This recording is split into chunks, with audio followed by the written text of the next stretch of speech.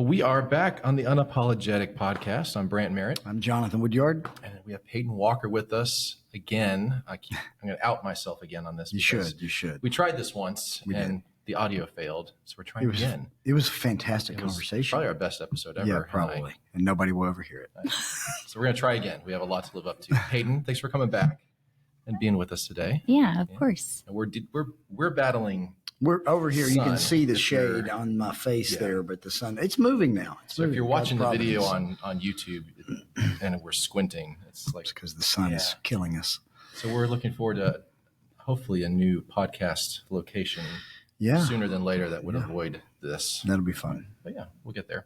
So we were going to talk some beach volleyball. You're our new beach volleyball coach. But before we do that, it's almost Halloween season as we're working on this. And we thought, I don't know, favorite Halloween costume or Halloween memory growing up. For some of us who, I don't know if you ever trick-or-treated, but we're going to, we'll see. But a few times in my life. But any favorite Halloween memories or costume things? I'll start. And it's not when I was a kid or anything, but for the last 10 years or so, maybe longer, I've worn the same outfit. It's not really an outfit. It's a bathrobe. But it's in a Captain America bathrobe that I have, and I put that on and I walk around. Okay. That's it. So we started when we were in Minnesota. I mean, it's freezing in Minnesota, right? So it's cold, and kids are dressed up, and we're going to walk around the neighborhoods. And we had our church, all of our friends gathering, and I'm like, okay, what am I going to be? The first year we did it, I actually had a Captain America little hat, little thing with wings, helmet. Yeah. That's it. That I put on with the bathrobe. I don't do the helmet anymore. I just put the bathrobe on. Shield? Do you carry a shield? We had a shield at one point. The boys had a shield. They were all into Captain America. That was Caleb's favorite Avenger. So we had that. I don't know where that's at. I think I threw it in the garbage. Don't tell them. But that's it. That's what I do. Okay. So I think I shown up here with the Captain America bathrobe on for Halloween at one point. But, that's it. Bathrobe. It's fun. Nice. It was warm. You could wrap up in it, walk around the neighborhood. When it's cold. So we grew up in Florida, so it was never cold for Halloween. I couldn't, Like you couldn't really layer up elaborate costumes. I did love, probably my favorite as a kid, I had a Ninja Turtle costume. Like the whole suit with the shell kind of in the back. I could see this. So I love the Ninja Turtle costume. We're actually going to do a fun one this year. So our house has got one of the bedrooms is right over the garage. It's just a flat wall. So we're going to pop the screen out of that window, and our youngest daughter is going to be Rapunzel. Oh, and we're going to have like her hair hanging down out of that window, lowering the candy. As people come through. Fascinating. And so people walk way up our more driveway, energy than I put into this. We're also going to do it for the trunk or treat for our Springfield campus. We're going to have our trunk will be Rapunzel themed. So we'll carry that over. It's a whole Rapunzel Halloween. I will be Flynn Rider. So I have That's a wig. A character in the he's thing. The male lead. Oh, he's the guy. Yeah. With the horse. Tangled movie. Yeah. So I have a nice wig that'll look like his hair. I'll have to shave this down to just the soul patch thing. Like he has. Oh, Lord. So, go all in character. Man, that's a lot of energy. I literally put a bathrobe on, and you're knocking windows out. Mm-hmm. I love Some of us, actually. I love it. Love it. Well, Paityn, what about you? What's some fun stuff on your end? Yeah. Growing up, we always did the same thing for Halloween, which was a good thing. We would go over to our church family friend's house, and all of us would get together. We were all similar in age, but also there's younger kids in the mix of that. So we would go all out. My mom would do our makeup and everything. And I think my favorite was probably being Cinderella, because I got to put on like the white gloves and the tiara. And my mom, I was like 5 and I had on lipstick, and I thought that was a big deal. Wow, that's cool. Yeah. So, and then as I got older, I would kind of manipulate the little kids in a way of once we got our candy, I'd be like, oh, you want to trade because I like that candy and you like this one, even though it probably wasn't a good candy. So I remember doing that too. Nice. Wow. You're upgrading and having them take that. Yeah. So you can have my Tootsie Roll. I want that Reese's cup. See, I don't like chocolate. So that was always Yep. an easy thing at our house. I would give my brother It's all crazy my that chocolate. we're friends. I get all of his other stuff. And now that also works at our house, with Christy and the girls, if I get anything that's chocolate, I can give it to them. And then I steal their Twizzlers and their Starburst, Jolly Ranchers, Skittles. Nerd clusters. You're a big nerd cluster guy. They're okay. Okay. Skittles is probably my Skittles, I think, is the worst candy ever made. Okay. Chocolate is the Yeah, worst I have thing. strong feelings about Skittles. Strong feelings. What are we doing? That actually made me think, not Skittles, but Halloween. Student activity stuff around Halloween. What are we doing this year? Yeah, so historically, they've done something called Nightmare on Pike Street. So Pike Street out here. And you had Memorial Hall, which is down here.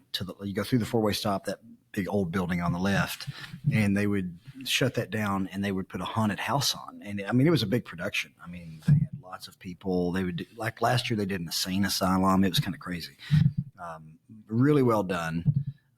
But we sold that property. And so this year there's still going to be Nightmare on Pike Street, but it's going to be just dorm stuff. There's going to be some things that start over, I think, at Beasley. They end at Woodyard. There's, they dress up in their costumes. There's costume judging. And so there'll be some awards. And then we're working on, right now, we were talking about doing it at my house. We're not going to do that. But something on campus, like an after party, like late night, 9:30.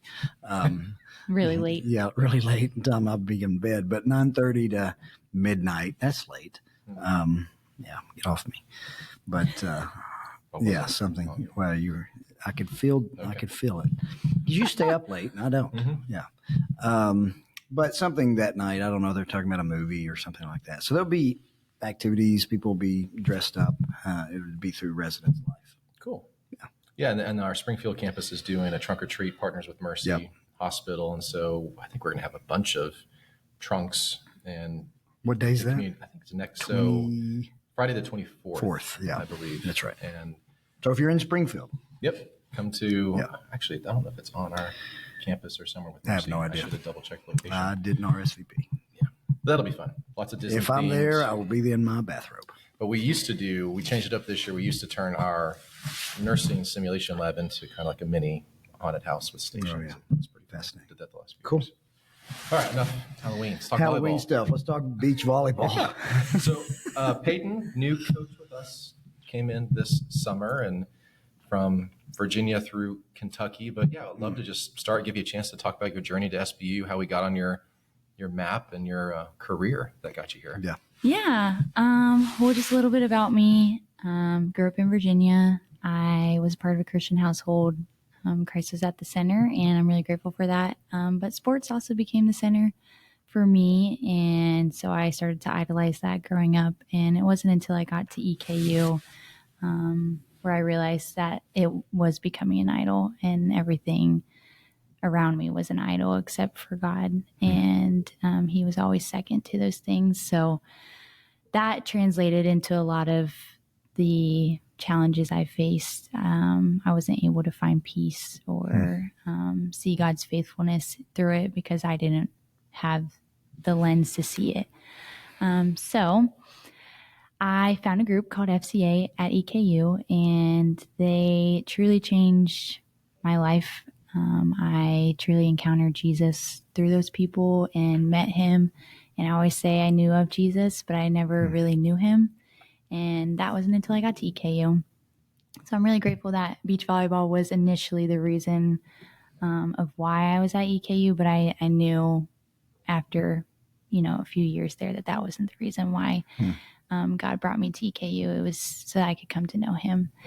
And so, I kind of got into FCA, became really involved. Did somebody invite you to FCA? Is that how that worked? Or you just ended up going on your own? Or? Yeah, so I actually went to FCA in middle school, high school, and then I knew I wanted to do that in college too. But those things were kind of more of a checklist and like, I'm an FCA leader. I go to FCA, and there was no meaning or intentionality behind it. Both my parents actually led FCA at some point while they were teachers. When my dad, he still is a middle school PE teacher. He led it at our middle school, and then my mom did it at the high school. So that was kind of too of my parents encouraged me in that way to do it. So like I said, I don't think it truly came from a good place in my heart. But I'm grateful that God changed that when I got to EKU, because initially it was like, oh, I just want to be able to find people to hang around and be in a friend group, a community. And I did find that, but I found God's people, and they led me to coming to know him better. And I'm forever grateful for that. So great. And then that led me to coming to SBU. I knew that I wanted to help people and leave an impact in whatever way I could. That's always been my thing growing up. I never knew exactly what profession I wanted to go into, but that was the ultimate goal. And so my $1 million question for my senior year was, what are you going to do? And I had no idea, but I had a peace that surpassed all understanding, and God provided that for me. And I knew that he would provide a way whenever that time came. So even though the time didn't come until June 15th, I still had peace and knowing that maybe I was going to live at home for another year, and that was just God's plan for me. But thankfully that wasn't, and I'm here now, and yeah, I'm super blessed. Everything has been just so the pieces have all been put together, and everything makes sense. And I'm just grateful for God's provision and his hand for placing me here, because I am 16 and a half hours away from home. Yeah. So It's a long way. yeah. What did you actually study at Eastern Kentucky? Exercise and sports science. Okay. Yep. Yeah. And then, so my concentration was physical fitness and wellness management. So I knew I wanted to be a coach, but there was also a piece of me that was like, is this really like my calling? Like, or am I just doing this because that's all I know? That was my summer job. Every summer I would come home and I would coach. And so that's all I knew. So I was like, I don't know, maybe this isn't what I'm supposed to do just because this is all I know. Yeah. But ultimately, like, I love coaching, and it's the most fulfilling thing that I think I could ever do as a job. It doesn't feel like a job. And the fact that I get to be at a place where I'm supported, to be Christ-centered, and to lead the girls in that way is like, it doesn't feel real that I get to do that. Sure. So this is a new program for SBU. I mean, there was beach volleyball before you got here, I think for a year, maybe. Is that? I think a few years. Yeah. A few years, Yeah. but really for it to be separate from the indoor volleyball, this is kind of the first year. Yes. Right. Yep. So talk about some of the things that you're learning as you're starting a new program. What's that like? Yeah. There's definitely a lot of learning. The word for this year is grace. There's a lot of grace that has been given to me, and I've given to the girls, and I've given to the program, and just in the situations that we have had to face and overcome and find ways to maneuver around it. So there's definitely a lot more to coaching than I realized, because when I was like, oh yeah, I'll be a beach volleyball coach at the collegiate level, I thought like only the things that you see, like seeing them out there running practices, seeing them at tournaments. That's all I saw too as an athlete. But then it's like, no, you have to fill out purchase order forms, and you have to upload your receipts, and you have to put midterm grades into Canvas. And I'm like, what is that? How do I do that? Or fundraise, or recruiting, all the stuff. Yeah. Yep. Yeah. It's been a lot of learning, but I'm grateful to learn and to also have grace during this, because I feel like it's probably, actually I know it's different at other places. Sure. And I'm grateful for the people around me too that have supported me and helped me in this new chapter of my life. I wouldn't be so at peace with not knowing really half the time what I'm doing, but I have that peace because of the people around me and reminding me that God's God's got me, and a way will be provided, even if I don't see it right now. Yeah. So a lot of people in athletics around you, supportive community over there, coaches helping you figure things out, questions. You can go to Kristen Clardy, others. That's been great. Yeah. Awesome. Good to hear. You had mentioned before being a player on the team at EKU, the chance to influence your teammates. And then now you're obviously as a coach having a chance to influence your players and point them toward Christ. So how could you maybe share some of that background again a little bit within a competitive environment? You're trying to win, you're trying to pursue excellence in a sport, but you're also trying to give God glory in it and then trying to influence those around you to do it. So how did that sort of calling develop as you were at EKU, and then how you're working that out here? Yeah. So like I said, going into my freshman year at EKU, yes, I was involved in FCA and involved in all the other things that came with it, but I wasn't truly all in. I was more of a fan of Christ and not a true follower. And so I kind of had to go through some things to realize, like, okay, something needs to change. I've got to be all in or nothing. And so I realized it too in my play. So freshman and sophomore year, I played with a lot of fear, a lot of anxiety, a lot of pressure, a lot of doubt in myself and worry of what my partner thinks of me when I make a mistake, or what my coaches think of me.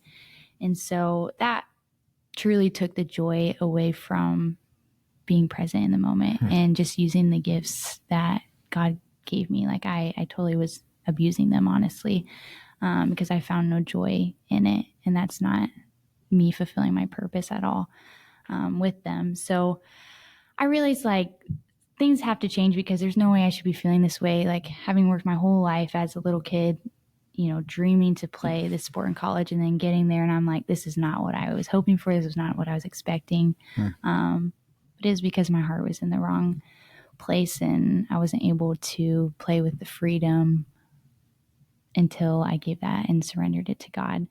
So it wasn't until my junior year, honestly, that I fully did that and was able to do that.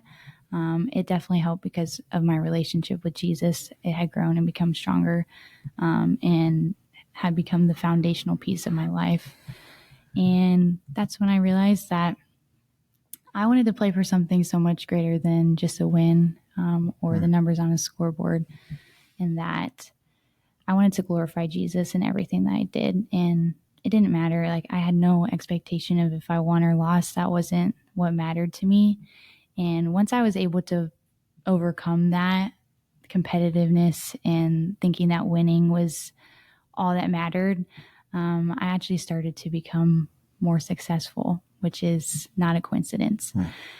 And I don't give any of that credit to myself. It goes all to God. But yeah, so that transition and that mindset of, I don't have to bear the weight of my mistakes and my shortcomings and my failures and my losses anymore. And I totally gave it all to God. And it showed in my playing, it showed in my life, it showed in my relationships. And that's also too what's helped me become a better coach, because I was still coaching during that time, but I realized that shouldn't be the main focus of why I coached, is to win or to make someone the best. Like, yes, I want to make them the best that they can be, but ultimately I want to make them a better Christian, a better follower of Christ. And I get that unique opportunity here, and I'm supported to do that. Whereas being at EKU is not a Christian school.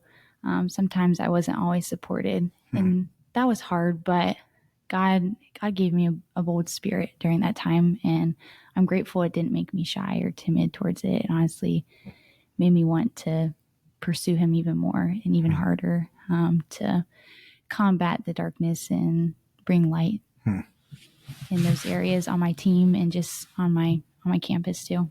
That's great.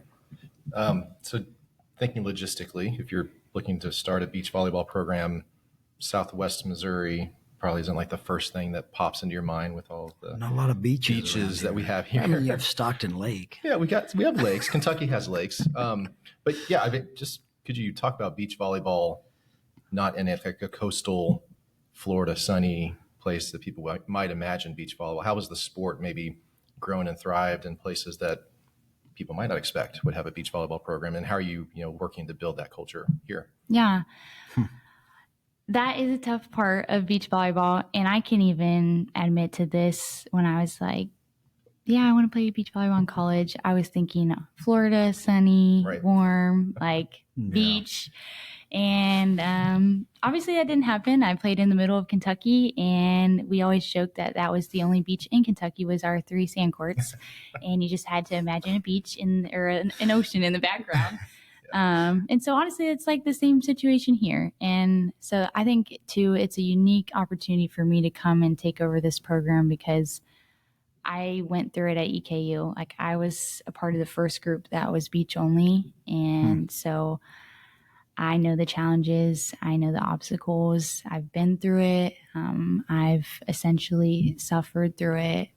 There was many times where I considered it's probably way better somewhere else. And there's that opportunity for me to go somewhere else if I wanted to. But the grass isn't always greener on the other side. And I'm grateful that God reminded me of all the things that were at EKU that I loved and enjoyed. And it didn't matter about the beach volleyball aspect of it and the piece of it. And like I said, I'm grateful for that because it did end up getting better and changing with time.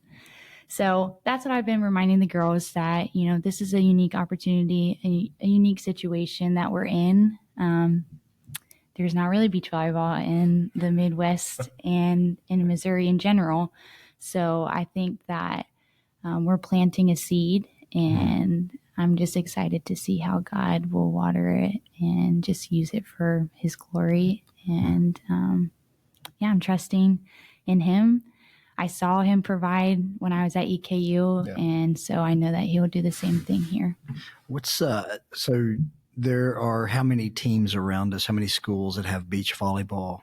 Because, you all have a tournament this coming weekend, Saturday. You're playing in Springfield, so I'm assuming people aren't traveling all the way from California or North Carolina or Florida. Yeah. So there's something going on around here. So what are we talking about in terms of teams and, I guess, people we play against? Yeah.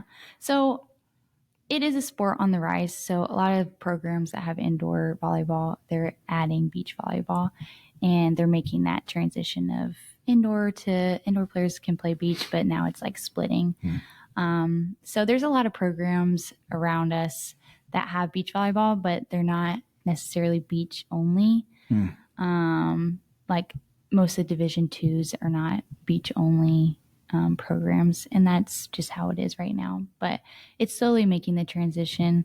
But Missouri State, they have beach volleyball, and it's a legit program, and they've also come a long way too. I've talked with that coach before, and I remember playing here and at VBO and playing against them, and also SBU, and just seeing the growth too from that. And then now I get to be a part of it and witness it this weekend, and we'll also play them in our first weekend in the spring. Did you just say you played against SBU? I did. Oh, really? I knew that, I had no idea. Yeah. Really? Where did that happen? At the indoor facility, VBO, the big bubble with the 10 courts. Yeah. It's actually a really funny coincidental story. We love those. This was my sophomore year at EKU, and I remember our drive here. It was brutal. Yep. I was like, no way we're driving this long ever again in a van. And the only reason why I really, truly remember that weekend is because, one, everything to me was winning at the time, and I had lost one game. So I was 3-1. And the team I had lost to, I was like, oh my gosh, I can't believe I lost to that team. They didn't even have real jerseys. And it was SBU. So. Oh, wow. Yep. That's fascinating. Yep. And I was me and my partner were the only pair that had lost to SBU. So as a team, we didn't lose. But sure. I remember it vividly. There you go. Stuck with you. It stuck with you. It did. So if you ever take our team to play at EKU, I want to chaperone that trip. I want to go to Eastern Kentucky. Yeah. I used to live in Richmond, and Eastern Kentucky was, I think 45 minutes from my house. But yeah, fond memories of that area. Yeah. But my parents actually drove by it this morning at probably 6:30, 6:45 on their way here. There you go. So anyway, Yeah. But chaperone, I'm Yep, volunteering. don't you worry. I'll drive the van. Okay. Right. Sounds good. Okay. And you mentioned FCA, a big part of your background growing up. And we have an FCA on campus here. So you've been involved. You're helping to lead FCA activities on our campus. So what has that process been like? And what's your vision, really, maybe for what FCA at SBU? It's Fellowship of Christian Athletes, Brandt. Just wanted you to make sure. I just want to make sure. FCA I know. at SBU. It's But okay. yeah, how's that going, and what are you hoping to accomplish with it here? Yeah. So I guess part of like deciding what I wanted to do was either pursue FCA at EKU or pursue college coaching. So when I got the opportunity to be at SBU, I knew I was going to be able to do both. And that was the dream come true for me. It made my decision a lot easier. So once I got here, I got immediately in touch with Mike. And after we had our first coaches meeting and he had spoke, I was like, okay, I need to get in contact with him so that I can slowly make my way in. I didn't want to like overstep or overpower and spill out everything I wanted to do, but it's slowly becoming something really sweet and really special. And I've already seen a lot of growth with the FCA here. Not saying that I knew what it looked like in the past years, but just hearing people talk about it compared to the past, it seems that God is really moving in that group. And I'm just grateful that I get to be a part of it and I get to witness what he's doing in those athletes' lives. And it also gives me the opportunity to build relationships with other athletes that aren't just beach volleyball players. And I think that's really sweet. And yeah, so I've gotten the opportunity to speak twice, and not saying that that's my favorite thing to do, but I'm grateful though that God provides those opportunities for me to get to speak about him. I'll never turn down that. So no matter how nervous or uncomfortable it can make me feel, he always takes over and gives me a peace. So yeah, I'm excited. How many student athletes show up at our FCA meetings right now? Would you say on average, roughly? Probably like 40 to 60. Wow. Yeah. That's awesome. Yeah. Yeah. And then Fields of Faith, we had almost 100. That's great. Yeah. We did that on the baseball field, right? Yeah. That's cool. It was actually quite funny, something that happened. So we were sitting down, we started talking, and all of a sudden, the sprinklers come on. Oh, no. Straight out of a movie. Yep. Yeah. Yep. Luckily, we were able to avoid that. It's like Happy Gilmore, meet on the 18th green at 9 p.m. That is funny. Sprinklers come on. Yep. Wow. So the rest of the season, what does competition look like? I think even for both of us, probably a little unfamiliar with the beach volleyball flow and rhythm. So when are matches throughout the year? Yeah. What's the rest of the year look like for the team? Yeah. So they'll play this this weekend, and this is it's a really cool opportunity that they have because the people who win in the bid bracket, or the pair that wins, they get a bid to play in the NCAA championship just as that pair. So it's really cool that they do that and they provide that opportunity. So this is just a good way for us to get exposed to different people, different competition, different levels of play, and also to hopefully excite them for the future of our season. And thankfully, we typically only play on Friday, Saturday, or Saturday, Sunday, so they don't miss a whole lot of school, which is nice.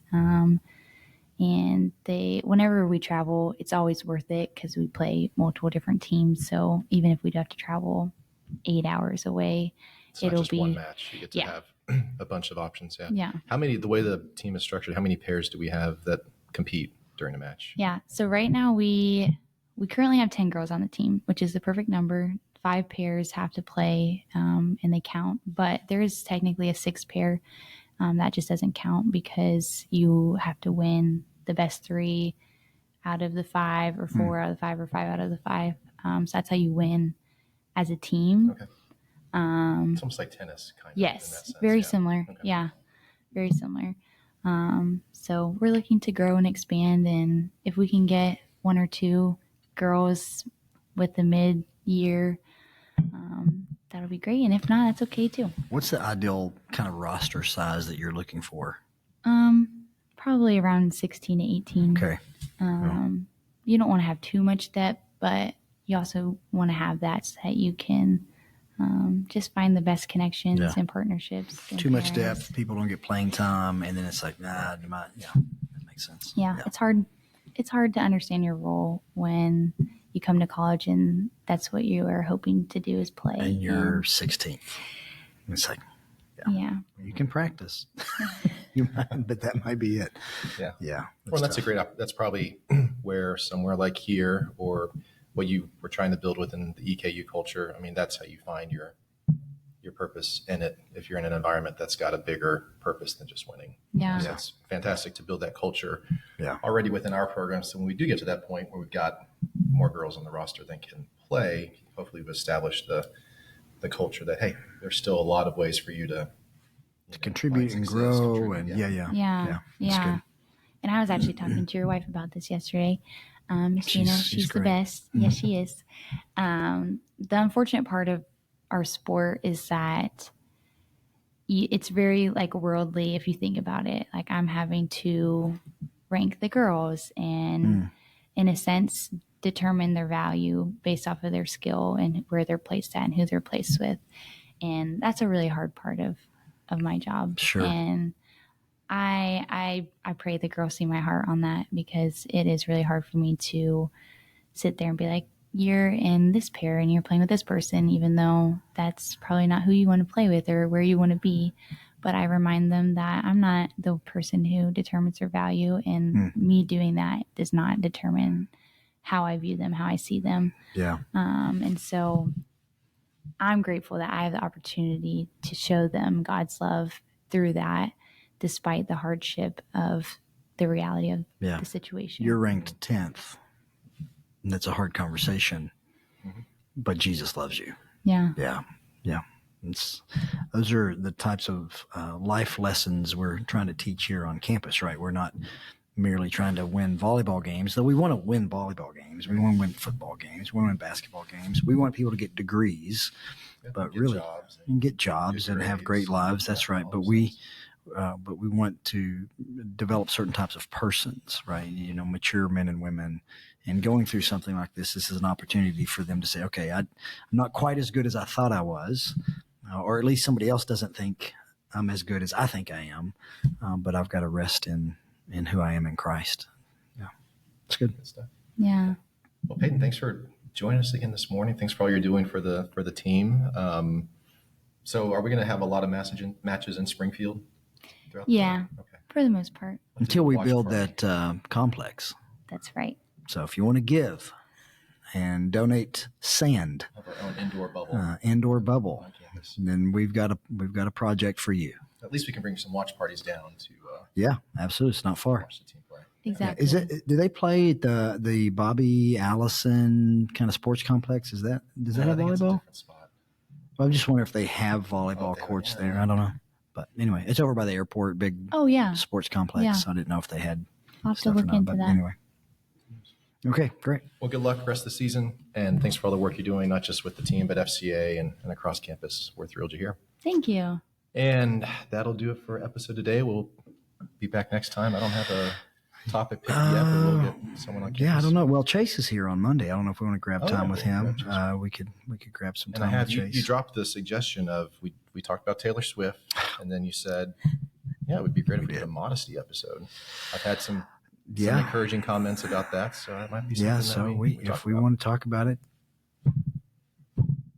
let's talk about it. There we go. Yeah, right. It's not controversial. No, never controversial. But thank you all for listening, as always, and we will be back next time.